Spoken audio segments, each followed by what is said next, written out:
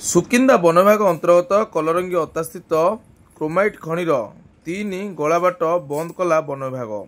କଟକ ବନଖଣ୍ଡ Sukinda range ରାଆଁଶଳ section ଅନ୍ତର୍ଗତ କଲରଙ୍ଗୀ ଅତାସ୍ଥିତ OMC ଖଣି ନିଗମ ଓଏମ୍ସି କ୍ରୋମାଇଟ୍ ଖଣିରୁ କ୍ରୋମାଇଟ୍ ଲୁଟ୍ ସମ୍ପର୍କରେ ଖବର ପ୍ରକାଶ ପାଇବା ପରେ ପ୍ରଶାସନିକ ତତ୍ପରତା ବୃଦ୍ଧି ପାଇଛି। ଉଭୟ ବନବିଭାଗ ଓ ଖଣି ବିଭାଗ ପକ୍ଷରୁ ଓଏମ୍ସି ସହଯୋଗରେ ମଙ୍ଗଳବାର ଦିବା 2 ଘଟିକା ସମୟରେ କଲରଙ୍ଗୀ ଅତା କ୍ରୋମାଇଟ୍ ଖଣିରେ ପ୍ରଥମ କରି ସତର୍କତାମୂଳକ ପଦକ୍ଷେପ ନିଆଯାଇଛି। ରାଆଁଶଳ ବନ କାର୍ଯ୍ୟାଳୟ ଠାରୁ ମାତ୍ର 200 ମିଟର ଦୂରରେ ଥିବା କଲରଙ୍ଗୀ ଅତା କ୍ରୋମାଇଟ୍ ଖଣିରୁ ଚୋରା କ୍ରୋମାଇଟ୍ ଭର୍ତ୍ତି ଏକ ହାଇୱା ଓ ଅନ୍ୟ ଏକ ଜେସିବି ଧରା ପଡ଼ିବା ପରେ ଖଣି ପ୍ରବେଶ ପଥ 3ଟି ସ୍ଥାନରେ ବଡ଼ ବଡ଼ ଗାତ ଖୋଳାଯାଇ ଏଠାରେ ଯାନବାହନ ଚଳାଚଳ ନିଷିଦ୍ଧ ବ୍ୟବସ୍ଥା କରାଯାଇଛି।